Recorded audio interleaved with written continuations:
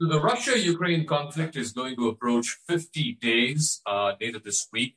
And someone who has been predicting this, or at least warning about this for a number of years now, is Professor John Mearsheimer. He's the Wendell Harrison Distinguished Professor of Political Science at the University of Chicago and one of the most renowned scholars of international relations in the world. Thank you very much, Professor Mearsheimer, for speaking with us here on CNN News. It's my pleasure to be here. So let me start off by asking you, you're one of the few international scholars who's been warning about this potential invasion of Ukraine, that Russia is getting provoked by NATO's eastward expansion, and that at some point Putin will be forced to respond, and now he has. 50 days into this war, what is your assessment of how far this war has come, what Putin's motivations were to start it in the first place, and the reaction of the Western world to this war? Well, let's just start by talking about why Putin did what he has done. My view all along has been that this crisis, which now is an actual war, is all about the West's efforts to make Ukraine a Western bulwark on Russia's borders. It all started back in April 2008 at the NATO summit in Bucharest, where NATO announced that Ukraine and Georgia would become members of NATO at some point. The Russians, and Putin in particular, made it unequivocally clear at that time that this was crossing a red line. This was unacceptable. This represented an existential threat to Russia. They made that very clear. The crisis broke out on February 22nd, 2014, and the West responded by doubling down. And when President Biden moved into the White House in January of 2021, he went further than the Trump administration did in backing Ukraine. And we, in effect, were crossing a red line. We were presenting an existential threat to the Russians. And the Russians made this unequivocally clear to us, and we continued to double down. And the end result is, on February 24th of this year, Putin invaded Ukraine. Now, many people say that Putin invaded Ukraine because he wants to conquer Ukraine and integrate it into a greater Russia. He's interested in recreating the Soviet Union. This is nonsense. There's no evidence to support that. This is all about NATO expansion and, more generally, the West's efforts to make Ukraine a bulwark, a Western bulwark on Russia's borders. So if that was the objective, that Putin wanted to send out a message to the West, to NATO, and to Ukraine, that Ukraine's membership of NATO for him is anathema, it's an existential threat, as you said. A limited war, a war which would have lasted a few weeks, like what we saw in Crimea in 2014, would have sent that message across. Now, as we approach the 50th day, and we're getting increasingly these reports of mass crimes in Bucha and at the railway station a few days ago, where does that leave Putin, just in terms of the objective that he set out to achieve and where he's placed now? Is he worse off today than he was 50 days ago? Well, it's very hard to say because this war has not played itself out yet. There's no question that he was pursuing what I would call a limited aim strategy. He wanted to conquer some territory in Ukraine, mainly in the east, and he was interested in either regime change or getting the existing regime to change its policy with regard to joining NATO or joining the West. There's no question that the Russian military forces have run into a buzzsaw with the Ukrainians. And this is because NATO, and especially the United States, has been supporting Ukraine all along and trying to turn Ukraine into a de facto member of NATO. That's why Ukraine has performed so well on the battlefield. So the Russians have had their hands full, but the Russians are doubling down now, and where this all leads is very hard to say. And you just want to remember the Russians view what's happening in Ukraine as an existential threat.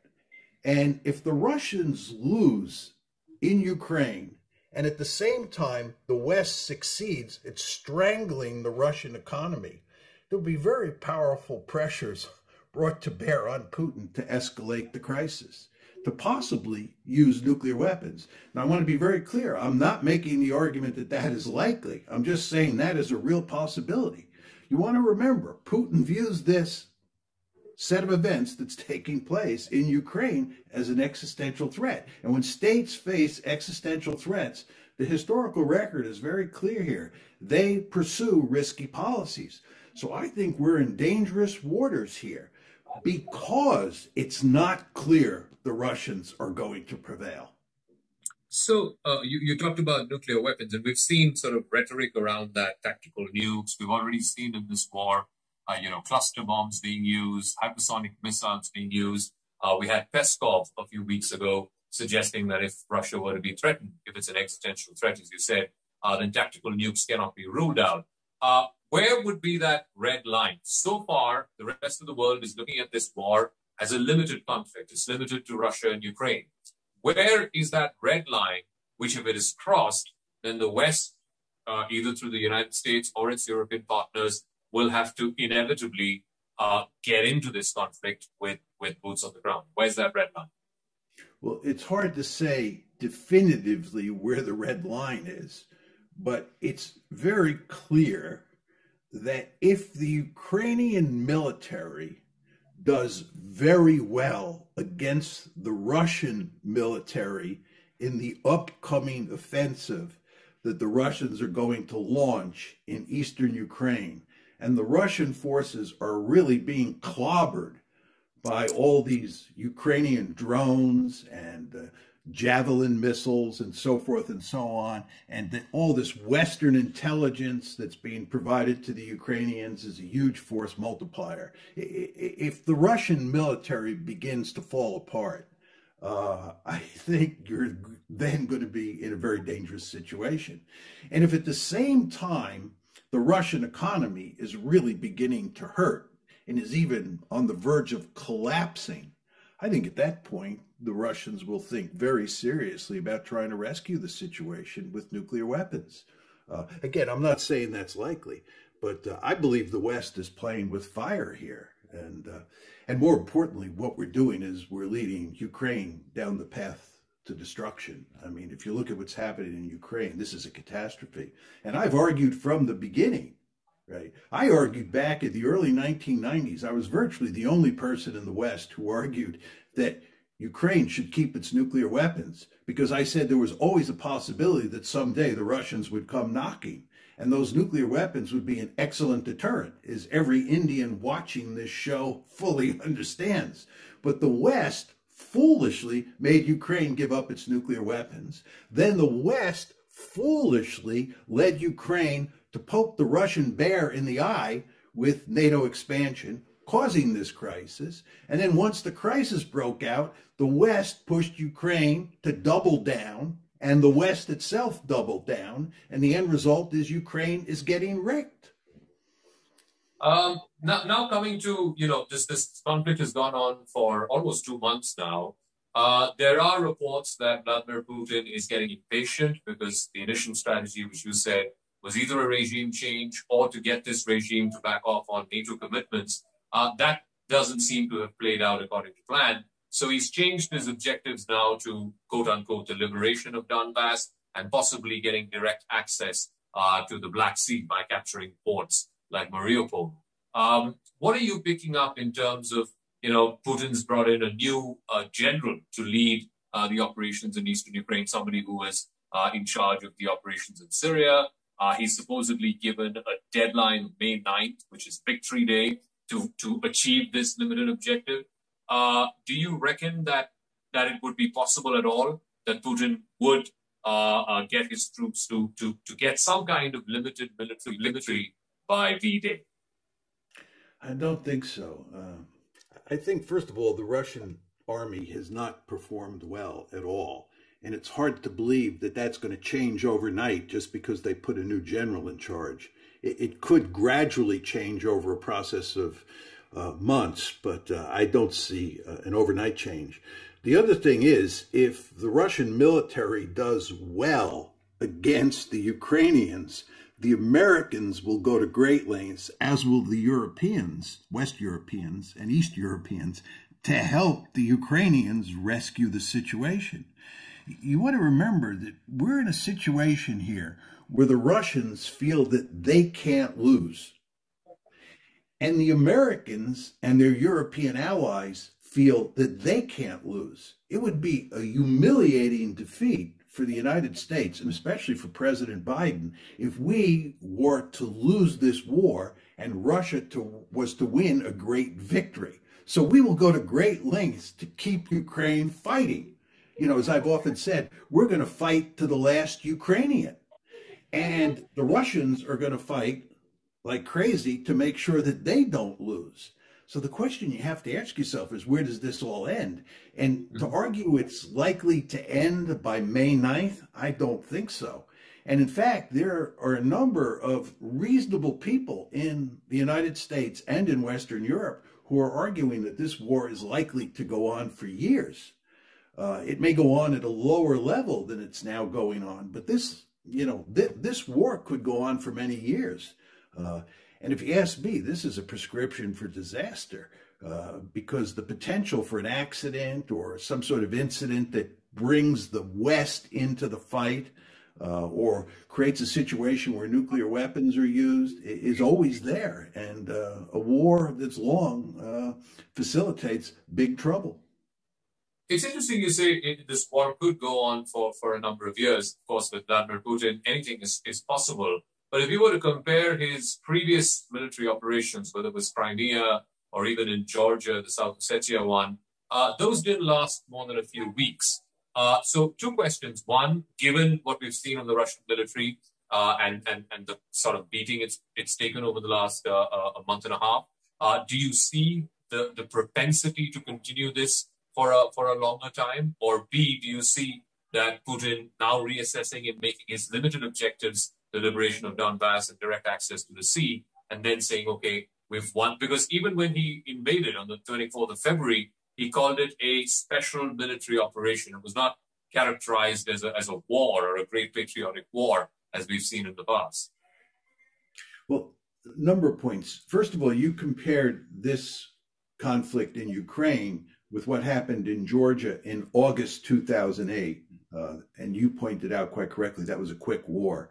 And of course, when the Russians took Crimea in March of 2014, that happened very quickly. There was hardly any fighting. This is a fundamentally different situation because the Americans are backing the Ukrainians. The Americans abandoned the Georgians in 2008, and the Georgians were on their own, and they lost quickly. In 2014, with regard to Crimea, we didn't help Ukraine fight to keep Crimea. Here, the United States and its European allies, or its NATO allies, are deeply involved in the fight. And as you know, the United States has an enormous amount of sophisticated technology. It's an enormously rich country, and it can do a lot to help Ukraine stay in the fight. And I think that's what's happening here. Now, with regard to Putin, Putin has to stay in the fight. He can't lose. It would be a disaster for him politically, but it would be a disaster for his country. Again, he views this as an existential threat.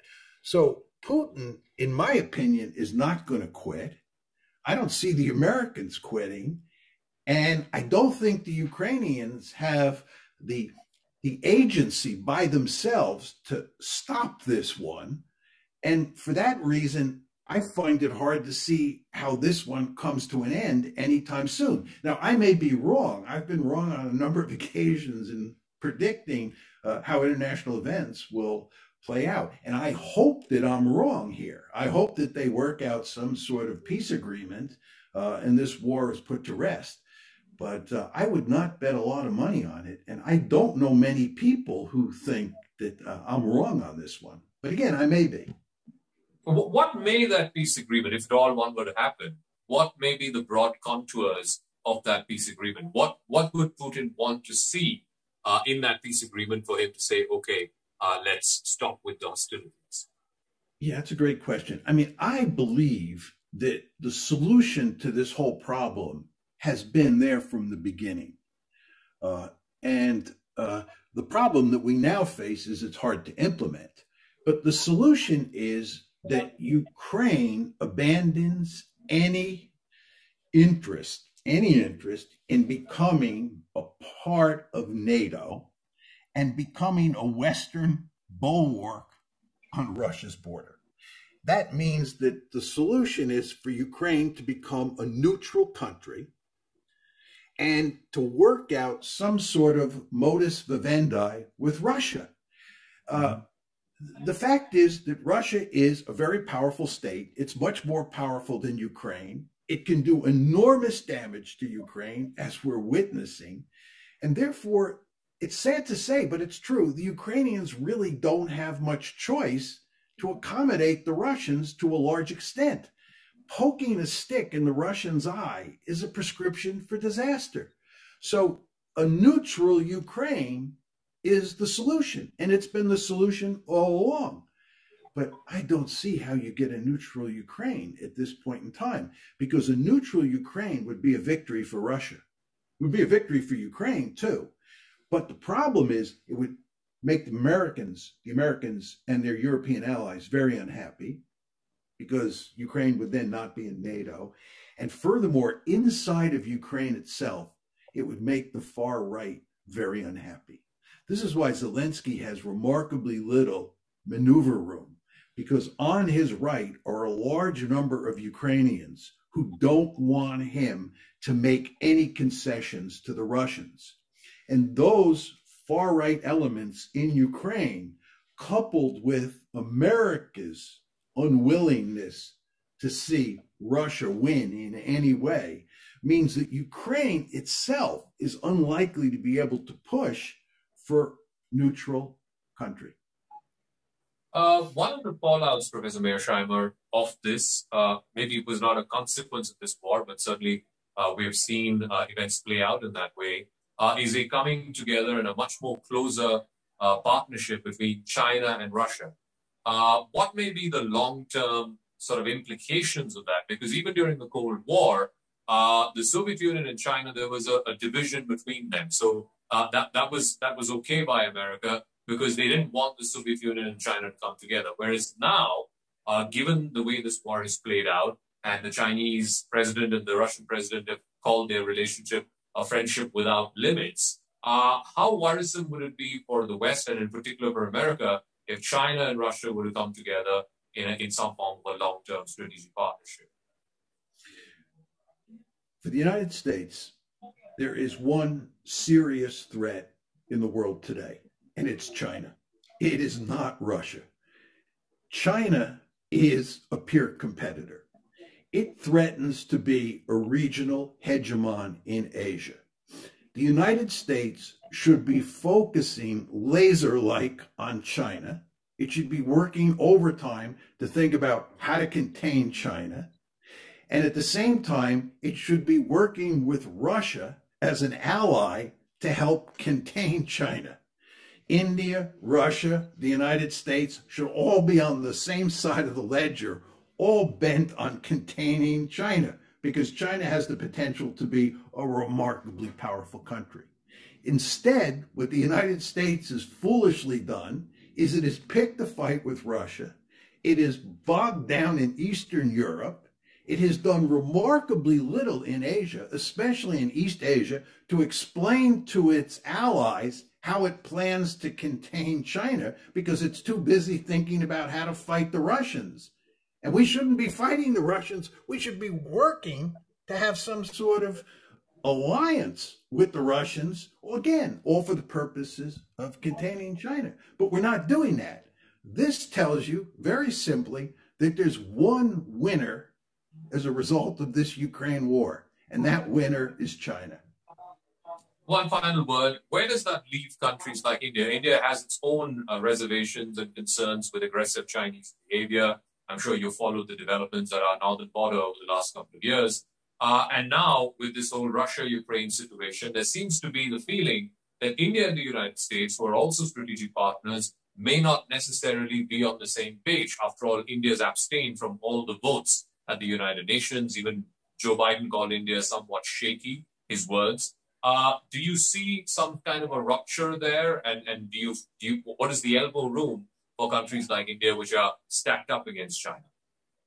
I don't think that American unhappiness with India, and there's no question the Biden administration is unhappy with India, as President Biden made clear to Mr. Modi yesterday. So we're unhappy, or the administration is unhappy, but it doesn't matter very much. The United States needs India. The United States has a rich history of having fundamental disagreements with India, and we've gotten used to that. But more importantly, we need India for purposes of containing China. So I don't think there's any serious danger of a rupture in relations between the two countries. I think from India's point of view, it is not a good thing that the Americans are bogged down in Eastern Europe and have lost sight of the importance of the China threat, because India, the United States, and Russia, as I said before, should all be on the same page vis-a-vis China. We're in this rather bizarre situation where it makes no strategic sense for the United States to be trying to drive a wedge between India and Russia. If anything, we should be happy that they're working together. But we can't be, because we are in this remarkably foolish war in Ukraine. And you want to remember, we're not doing any of the actual fighting now, but we are deeply involved. We're doing everything but the fighting. And all of our sort of intellectual capital is being focused on Eastern Europe now. We're not thinking about how to deal with China. And again, this is, from our point of view, a terrible situation. But you never want to lose sight of the fact that it's Ukraine that is paying the greatest price here. This country is being destroyed. And I argued long ago that this is what would happen. Right? I'm not saying that this is justified. I'm just saying that this is what happens when you poke a great power like Russia in the eye and you present it with an existential threat. You do not want to underestimate how ruthless great powers can be. And this includes the United States of America as well as Russia when they think they're facing an existential threat. And again, Vladimir Putin thinks he's facing an existential threat. And in my opinion, that makes him very dangerous. All right, Professor John Mearsheimer, it's always a pleasure speaking with you. Thank you very much for your time. It was my pleasure.